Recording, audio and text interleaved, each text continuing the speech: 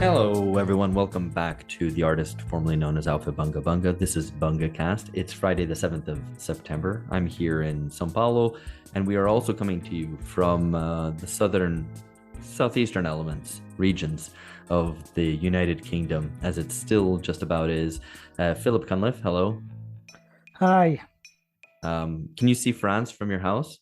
Not from the house, but you can see France on a clear day from the coastline where I live. Yeah. Okay. Well, looking longingly to civilization as Phil does. I'm dreaming of a blue, blue and golden stars in a ring, holding hands Yeah, in and if unity. everyone and if wearing turtlenecks to keep out the cold from the Mm, coming winter. indeed, George, you're in the north relative to Phil. Is it even colder? I'm in London, which isn't part of the UK. It's just completely different. And we have our This own is kind true. of French quarter, if you will, in Kensington area, but I can't see that from where I live in the northeast. No, completely different. We have a different climate here than what Phil has, a different cuisine, different kind of social, political mores as well. So it's like two different countries. Mm. No, I mean, I don't think that was ironic even. So this is an Aufhebonus bonus, but before that, and before we get on to all your wonderful questions, comments, and criticisms, are you already turning the heating on in the UK? And where's that gas coming from? No, not turning the heating on until December to stick it to Putin. Like if mild hypothermia or some frostbite in the fingers is absolutely the price to pay for civilization, for freedom. So no, I'm just wearing simultaneously all the clothes that I own. I mean, why not? Why would you not do this? I think if anything else, just smacks of a spirit of appeasement, if you will. Layers for Ukraine. Yeah, that's layering for Ukraine. I think that's the politics du jour. Um, More seriously than kind of small consumer initiatives, Zelensky's just said, I think yesterday, that he thinks that the West should preemptively strike against Russia to inhibit its nuclear capabilities. I don't even know if such a strike would even be possible, other than the kind of total destruction, annihilation of Russia. So, Phil, I mean, is it time to cut Zelensky loose? I mean, I don't know. Should that be the response at this stage? I know we've kind of wanted to defend Ukrainian sovereignty, obviously, and not just play this kind of spheres of influence game. But I don't know. Is the tail wagging the dog now? What's going on? Where you ask me like any of this is like within my remit of being able to politically resolve, or At least that we analytically. or saying we as if we're in the game of deciding whether or not to support Zelensky. I mean, so at least I've consistently made the case that we shouldn't be involved in a proxy war in Ukraine, and that position is consistent with Ukraine fighting for its independence itself and for its own sovereignty and expelling the Russian invasion. So that position wouldn't have changed. That I still don't think the West should be stoking a forever war in Ukraine the way it is. I think, with Zelensky calling for a preemptive strike, so he has got to, with Russia kind of engaging in nuclear saber rattling, the stronger that Ukraine's counteroffensive, the more kind of territory Ukraine takes back. You've got two options, right? You can kind of big yourself up and talk about kind of the tremendous achievements of your armed forces, the forbearance of people under occupation, the fact that you're going to liberate more territory, encouraging people to rise up behind enemy lines, encouraging Russians to kind of overthrow, Putin. And they've done some of that. They've done some of that. For instance, the Zelensky played up to ethnic minorities who are bearing the brunt of the new conscription drive in Russia. Right. But then, the other option is to kind of play to not to your citizens, but to people abroad and to Western allies abroad. And also to, kind of suggest that they should engage in potentially kind of suicidal action on your behalf. And Zelensky also seems to have opted for that too. with the kind of proposal that the West launches a preemptive strike on Russia. Though he didn't say a preemptive nuclear strike, but that's weaselly, because the only kind of successful strike, a preemptive strike on Russia's nuclear capability, would have to be a nuclear one. Yeah. And even then, I mean, kind of Russia has second strike capability, so it just doesn't make any sense.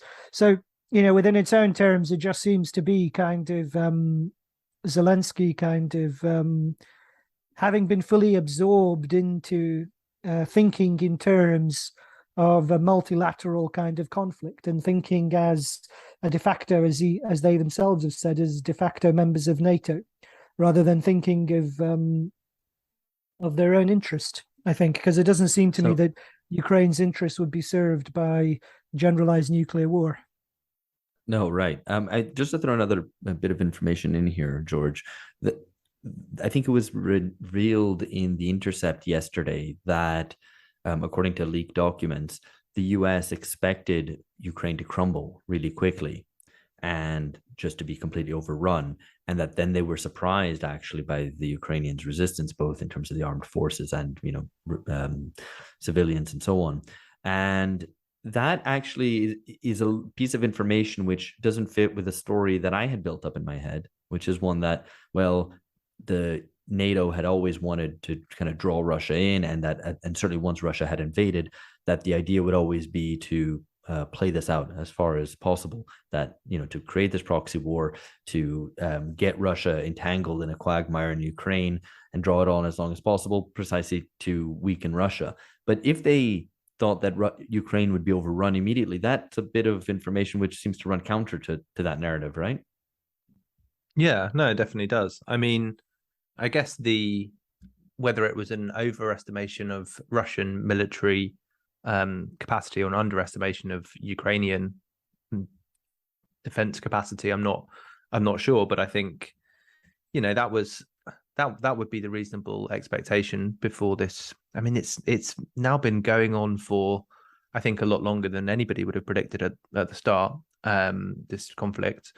So yeah, I mean, what does this mean now for the American response? I mean, they're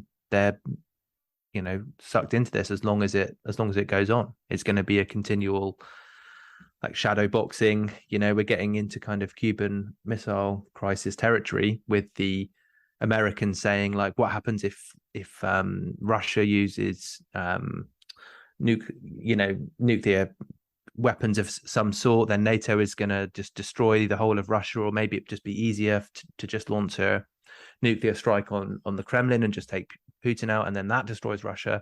I mean, yeah, they've got, because of that miscalculation, they've been now sucked into a much more dangerous situation, I think, or a situation which is objectively much more dangerous for the whole of the world, because now we're having serious conversations about what would happen in various kind of nuclear scenarios, which is surprising. The nihilistic option of what if we just didn't exist at all, and that would certainly solve this problem. It would solve a lot of everybody's problems, yeah. I think. But in fact, there wouldn't be any problems. But it does seem that none of the three main actors in this, I mean, Russia, NATO, and Ukraine, the Ukrainian government, are interested at this stage in kind of suing for peace or finding some sort of armistice at this stage.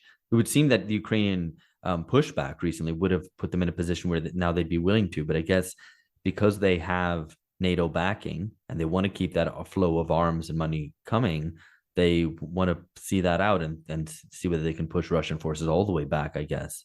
Phil. Yeah, well, you hear, I mean, the other element of it is you very rarely hear about Ukrainian losses, right? In terms of the advances, how costly has the counteroffensive been? And it's actually very hard to find information on that. It's not as readily reported as the collapse of Russia's frontliners. So, given that they need, in order to maintain momentum, obviously they need kind of complete access to the Western Armory, even to the point that they've exhausted the Western Armory. There were reports about the fact that Western states, even the US itself, is running out of the equipment that it's pumping to Ukraine, and it needs to replace it. So, I mean, in that context, it's it's clearly, you can see the element of the proxy war there. But more than that, Zelensky recently also said there's no chance of negotiations with Russia as long as Putin is in charge. And that seems to definitively escalate the Ukrainian war effort, or to make regime change in Moscow the condition of Ukrainian success. Right. And that seems to be so so outrageously beyond the interests of defending Ukraine's national interests or recovering Ukrainian territory or sovereignty, that seems to me to be to show that Zelensky is has kind of assumed, perhaps, kind of entering megalomaniacal territory. It sounds like something Gaddafi would say. Like, if you strip away the names and it's like, okay, this country gets invaded, its president, who's not very democratic, says we're going to resist, and our end game is regime change in within the great power, right? It sounds like some kind of mad thing that Gaddafi would throw in there as a sort of bargaining chip or something. So Zelensky is, he's kind of a typical kind of populist Democrat, essentially. And he was, kind of, his star was definitely waning before the invasion. And like you say, now to kind of to bluster in a way that somebody like Gaddafi would, it's really striking. But also makes it so so difficult to envisage a scenario in which you could just even have discussion of a ceasefire. So yeah. Okay, well, I guess we'll park this unless someone wants to say anything additionally. We were going to talk about the Nord Stream and the sabotage on that, but I guess you can all make your own minds I'd up. prepared so much on Nord Stream. I'd done all research into the history of the upmarket American department store. I thought we were going to be discussing that for 45 minutes. So yeah, sorry, all my preparatory time. Nord Stream. I think I was eating at the same time. I was like, Nord Stream, and then you're like, oh yeah, Nord Stream. Yeah, no, right. Bought a great cashmere jumper there once. A pipeline there once. A pipeline. Anyway, two in fact. Let's move on to the main matter at hand, which is your questions and criticisms over the past month and a half or so. Hey there, you've reached the end of a short excerpt from an episode that's been released only to our patrons. If you'd like to join us and gain access to around 2 Patreon exclusive episodes a month, please go to patreon.com/bungacast. We'd love to have you.